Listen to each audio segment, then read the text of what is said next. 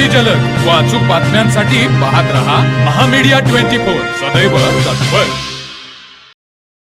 1 जानेवारी 2026 रोजी इचलकरंजी येथे उपप्रादेशिक परिवहन विभाग मार्फत इचलकरंजी येथे रस्ता सुरक्षा अभियान 2026 सुरू करण्यात आले।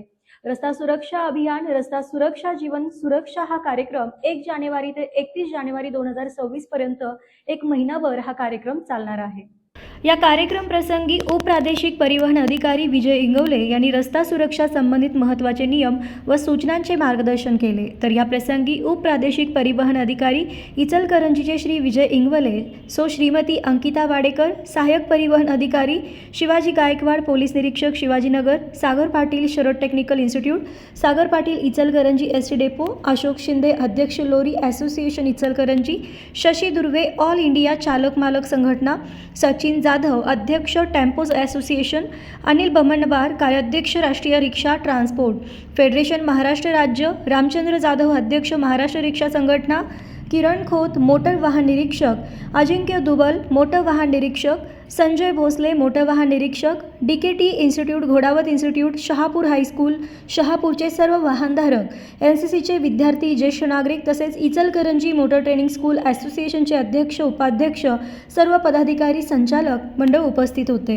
राबवताना याच्यामध्ये जे जे काही घटक आहेत, म्हणजे आता मी मगाशी सांगितलं त्याप्रमाणे रिक्षा टॅक्सी संघटना असतील, वाहतूकदार संघटना असतील, किंवा शाळा कॉलेजेस असतील, किंवा वाहनाचे वितरक असतील, किंवा बाकी सगळे म्हणजे पालक असतील, ह्या सगळ्यांची मिळून एक सामुदायिक जबाबदारी आहे। तर ह्याच्यामध्ये कोण कोण विभाग येतो? शासकीय विभाग जर म्हणाले तर आमच्याकडे पोलीस आहे, किंवा आमचा RTO आहे, किंवा सार्वजनिक बांधकाम विभाग आहे, किंवा हे सगळे विभाग, आरोग्य विभाग आहे। कारण पहिल्यांदा रस्त्यावरचे अपघात कमी करणे, कारण महाराष्ट्रामध्ये किंवा एकंदर देशामध्ये जे काही वाहतूक व्यवस्था आहे त्यातला सगळ्यात मोठा सेक्टर जो आहे, सगळ्यात मोठी वाहतूक जी आहे ते रस्त्यावरून होत असते, आणि त्यामुळे रस्त्यावरची जी वाहतूक आहे ते सगळ्यात जास्त असुरक्षित समजली जाते आजकाल। कारण त्याच्यामध्ये जे काय डेथ्स आहेत किंवा ग्रीव्हियस इंजुरी म्हणजे जे गंभीर दुखापती आहेत त्यांचं प्रमाण सगळ्यात जास्त आहे। तर शासनानं सुद्धा आता काय केलं आहे की हे अभियान राबवायचंच का, तर पहिल्यांदा माणसाची मानसिकता बदलायला पाहिजे। शाळा कॉलेजपासून जर त्याला ह्याचं जे काही गांभीर्य आहे ते जर आपण समजावून सांगू शकलो तरच पुढं जाऊन ह्याच्यामध्ये जी अशी जागृती होईल की लोक स्वतःहून नियम पाळायला लागतील। तर आता बरेचसे लोक सांगतात की म्हणजे दुबईसारख्या किंवा बाहेरच्या कंट्रीजमध्ये जर गेलात तर तुम्हाला लोकांना ट्रॅफिक पोलीस उभा आहे म्हणून थांबायची गरज नाही, ते स्वतःहून थांबतात। म्हणजे ट्रॅफिक सिग्नलवरती जर एखादा पादचारी क्रॉस करत असेल तर स्वतःहून तो माणूस स्लो करतो, किंवा हॉर्न आपल्याकडे बघा, ट्रॅफिक सिग्नल सुटला पिवळ्याचा, आता हिरवा होणार किंवा हिरवा झाला म्हटलं की टॅन टॅन टॅन टॅन टॅन जे चालू होतंय, तर ही काय, ही आपली मानसिकता आहे। मानसिकताच तो स्वच्छ भारत अभियान आपण राबवतो।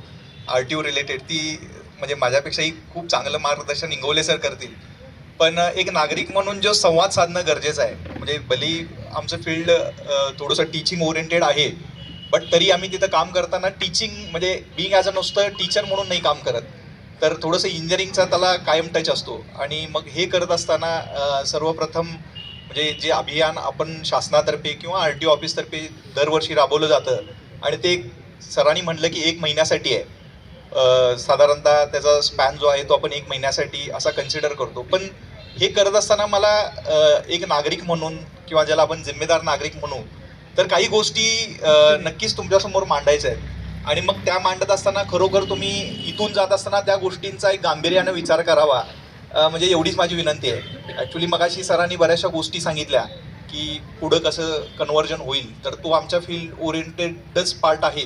बट साधारणतः मी 2023, 24 आणि 25चे काही स्टॅटिस्टिक्स ज्याला म्हणतो की आकडेवारी, कारण भारतीय लोकांचे काही की जो पण आकडा समोर येत नाही, म्हणजे तो कुठलाही असेल, मग पैशाचा असेल आणि कसला असेल, एजचा असेल आणि कुठला BPचा असेल, शुगरचा असेल, तो पण आपण त्याच्यावर गांभीर्यानं फारसं विचार करत नाही, आणि मग थांबायचं नाही, तर ते एवढं ट्रॅफिक जाम व्हायचं की 2-2, 3-3 तास गाडी निघायची नाही। आणि आता मग म्हणजे आपल्या झोनचे डिव्हिजनचे 2-3 लोक तिथं थांबलेले असतात, तर एकही गाडी तिथं थांबत नाही। मग पण नियम लावण्यासाठी इथनंच माणूस का आला पाहिजे? आपण 2 मिनिटं थांबून दुसऱ्याला वाट करून देऊ शकतो ना, पण आपल्याकडे काय असं, मी का मागं सरकू, मी का माझी गाडी मागं घेऊ? ह्या गोष्टींमुळं यंत्रणेचा वरचाही ताण हा प्रचंड येत असतो, आणि यंत्रणेकडेही त्यांनाही काही लिमिटेशन्स आहेत, कारण शेवटी शासनानं सगळ्या सुविधा 100% दिलेल्या असतात, अशा काही गोष्टी नाही आहेत। आणि त्यामुळं मी या निमित्तानं सर्वांना आपल्या अपील करतो की नक्कीच हा वीकमध्ये जे काही आपल्याला नियम ऐकायला मिळतील, सगळेच नियम आपल्याला तोंडपाठ नसतात, पण ज्या आपल्या गोष्टी आपल्या सेफ्टीसाठी सांगितल्या जातील त्या आपण तंतोतंत पाळायचा प्रयत्न करू. आणि मग त्याच नंतर मग आपण म्हणेल की एखादी जयंती साजरी करताना ती शांतपणानं साजरी झाली पाहिजे, त्या महापुरुषालाही त्याचा अभिमान वाटला पाहिजे. आणि मग तशाच पद्धतीनं हाही दिवस आहे की बलिदान दिन आपण साजरा करतो, बरेचसे दिवस साजरे करतो, पण त्याचा आउटकम काय ते साजरी करत असतानाच ह्याही गोष्टींचा आपण विचार केला पाहिजे. आणि यानंतर जर हे मृत्यूचं प्रमाण कमी झालं, अपघातांचं प्रमाण कमी झालं, तर मी म्हणेन की ह्या अशा काही उपक्रमांना मग नक्कीच एक प्रतिसाद. तर मग चला सबस्क्राईब करायला विसरू नका महामेडिया 24 न्यूज चॅनलला. महामेडिया 24 सदैव तत्पर.